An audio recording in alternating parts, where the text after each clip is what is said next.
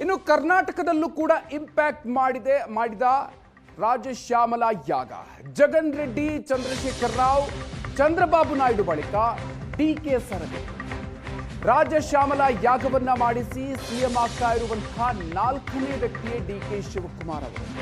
ಬಳ್ಳಾರಿಯಲ್ಲಿ 3 ದಿನಗಳ ಕಾಲ ಡಿಕೆ ಶಿವಕುಮಾರ್ ಅವರು ಕೂಡ ಈ ರಾಜಶ್ಯಾಮಲ ಯಾಗವನ್ನ ಮಾಡಿಸಿದ್ರು.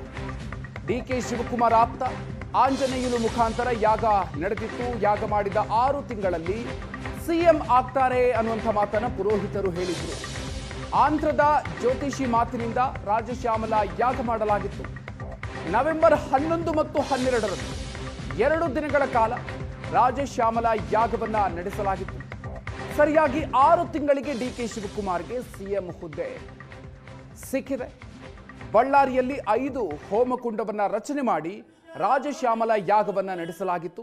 ಕಳೆದ ನವೆಂಬರ್ನಲ್ಲಿ ಚಂಡಿಕಾ ಯಾಗ, ರುದ್ರಯಾಗ, ಸುದರ್ಶನ ಹೋಮವನ್ನು ಕೂಡ ಮಾಡಲಾಗಿತ್ತು. ಪೂಜೆಯಲ್ಲಿ ಆಂಧ್ರ, ತೆಲಂಗಾಣ ಭಾಗದ 25 ಅರ್ಚಕರು ಭಾಗಿಯಾಗಿದ್ದರು. ಈ ರಾಜಶ್ಯಾಮಲ ಯಾಗವನ್ನ ನಡೆಸಿದ 6 ತಿಂಗಳಲ್ಲಿ ಮುಖ್ಯಮಂತ್ರಿ ಆಗ್ತಾರೆ ಅನ್ನುವಂಥ ಮಾತನ್ನು ಪುರೋಹಿತರು ಹೇಳಿದ್ರು. ಅದಕ್ಕೆ ಸರಿಯಾಗಿ 6 ತಿಂಗಳಿಗೆ ಡಿಕೆ ಶಿವಕುಮಾರ್ ಈಗ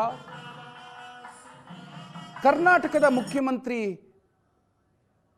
ಕುರ್ಚಿಯನ್ನ ಏರೋದಕ್ಕೆ ಸಿದ್ಧವಾಗಿದ್ದಾರೆ.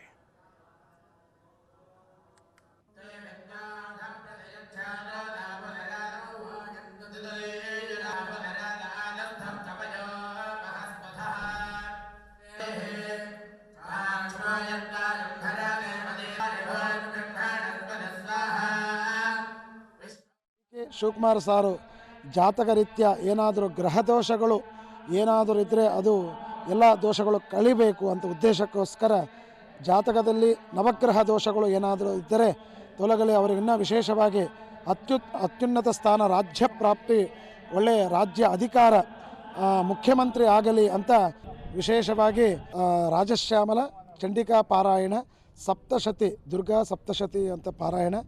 ಈ ದುರ್ಗಾ ಸಪ್ತಶತಿ ಅಂತ 700 ಶ್ಲೋಕಗಳು ಇರ್ತವೆ. ಈ 700 ಶ್ಲೋಕ 9 ಸಲ ಪಾರಾಯಣ ಮಾಡ್ತಾರೆ ಅರ್ಚಕ ಸ್ವಾಮಿಗಳು. ಈ ದುರ್ಗಾ ಸಪ್ತಶತಿ ಪಾರಾಯಣ ಮಾಡಿದರೆ ಏನು ಫಲ ಅಂದರೆ ಅತಿ ಶೀಘ್ರ ಫಲ. ನಾವು ಏನು ಅನ್ಕೊಂಡು ಮಾಡಿದರೆ ಮಹಾಕಾಳಿ, ಮಹಾಲಕ್ಷ್ಮಿ, ಮಹಾಸರಸ್ವತಿ ಸ್ವರೂಪಿಣಿ ಚಂಡಿಕಾ ಪರಮೇಶ್ವರಿ ದೇವಿಯ ಒಂದು ಅನುಗ್ರಹದಿಂದ ಅತಿ ಶೀಘ್ರ ನಾವು ಏನು ಅಂದ್ಕೊಂಡು ಮಾಡ್ತೀವೋ ಅದು ಅತಿ ಶೀಘ್ರ ಫಲ ಸಿಗುತ್ತೆ ಅಂತ ಒಂದು ಉದ್ದೇಶಕ್ಕೋಸ್ಕರ ಈ ಸಪ್ತಶತಿ ಪಾರಾಯಣ ಹಾಗೆ ಚಂಡಿಕಾ ಯಜ್ಞ ಯಾಗ ಹೋಮ ಕೂಡ ಮಾಡ್ತಾ ಇದ್ದೀವಿ. ರಾಜಶ್ಯಾಮಲ ಹೋಮ ಮಾಡಿದರೆ ರಾಜ್ಯ ಪ್ರಾಪ್ತಿ ಸಿಗುತ್ತದೆ ಅಂತ ವಿಶೇಷ. ಅದರಿಂದ ಡಿಕೆ ಶಿವಕುಮಾರ್ ಸಾರು